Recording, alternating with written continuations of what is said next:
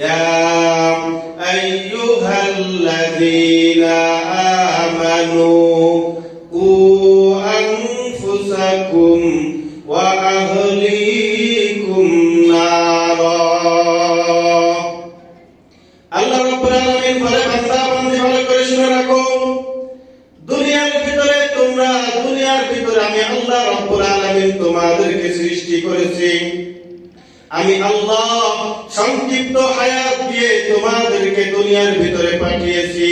আমি আল্লাহ পাক রব্বুল আলামিন এই সংক্ষিপ্ত হায়াতের ভিতরে তোমাদেরকে যেই বিধানগুলো দিয়েছি, আমি আল্লাহ রব্বুল আলামিন এই সংক্ষিপ্ত হায়াতের ভিতরে যেই কাজগুলো আমি আল্লাহ রব্বুল আলামিন তোমাদেরকে করতে বলেছি, হে আমার বান্দা বান্দিরা, দুনিয়ার ভিতরে এই সংক্ষিপ্ত সময়ের ভিতরে এই কাজগুলো করে যদি দুনিয়া থেকে আসতে পারো, আমি আল্লাহ পাক রব্বুল আলামিন তোমাদের জন্য জান্নাতের ব্যবস্থা করে রেখেছি। বান্দা বান্দি ভালো করে শুনে রাখো, এই জান্নাতে যদি যেতে চাও তাহলে দুনিয়ার ভিতরে আমি আল্লাহর বিধান মেনে আসতে হবে।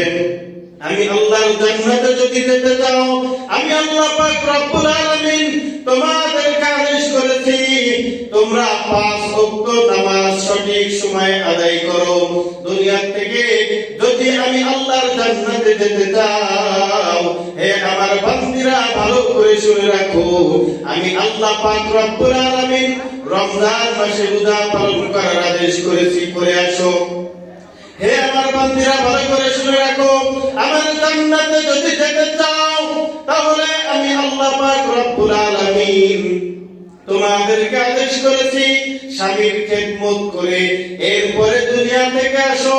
হে আমার বান্দিরা যদি জান্নাতে যেতে চাও তাহলে শ্বশুর শাশুড়ির খেদমত করে এরপরে কবরে আসো। তাহলে আমি আল্লাহ রাব্বুল আলামিন কাল কিয়ামতের ময়দানে যখন আমি আল্লাহ পাক রব্বুল আলামিনের সামনে তোমাদেরকে হাজির করা হবে, আমি আল্লাহ পাক রব্বুল আলামিন সেই দিন তোমাদের জন্য জান্নাতের ফয়সালা করে দিব। আর যদি দুনিয়ার ভিতর থেকে নামাজের ধার ধারি না, রমজান মাসে রোজার ধার ধারি না, শ্বশুর শাশুড়ির খেদমত করি না, আরো বরঞ্চ দুনিয়ার ভিতরে চিন্তা করি এই দুই পুরাপুরিকে যদি মাইনাস করে দিতে পারি তাহলে আমি স্বাধীন হয়ে যাব, পুরা সংসারটা আমার হাতের মুঠায় চলে আসবে। কিন্তু ও আমার মা ও আমার বোনেরা, একটা কথা ভালো করে শুনে রাখেন, আল্লাহ পাক রব্বুল আলামিন কুরআনুল কারীমের মধ্যে বলেন, ওয়া তিলকাল আইয়ামু নুদাবিলুহা বাইনান নাস। আল্লাহ পাক রব্বুল আলামিন বলেন, হে আমার বান্দা বান্দিরা ভালো করে শুনে রাখো, দুনিয়ার ভিতরে আজকে দিন তোমার, কালকে আরেকজনের। তুমি মনে করতেছো প্রতিটা দিন তোমার অনুকূলে থাকবে, এটা কিন্তু থাকবে না। কারণ আমি আল্লাহ পাক রব্বুল আলামিন যেই দিনগুলা সৃষ্টি করেছি, একদিন তোমার আরেকদিন কিন্তু আরেকজনের হবে। সুতরাং ভালো করে শুনে রাখো, আজকে তুমি পুত্রবধূ হওয়ার কারণে তুমি শ্বশুর শাশুড়ির উপরে ইস্তিমরুল্লাহ চালাও, তাদের প্রতি জুলুম করো, অন্যায় করো, বিচার করো। কালকে তুমি কিন্তু শাশুড়ি হবা, তোমার ঘরেও কিন্তু পুত্রবধূ আসবে, ওই দিন তোমার উপরেও ইস্তিমরুল্লাহ চালানো হবে। এজন্য আরবিতে একটা প্রবাদ বাক্য আছে, কামা তাদিনু তুদানু, দুনিয়ার ভিতরে আমি আপনি যা করব তাই আমাদের সাথে করা হবে।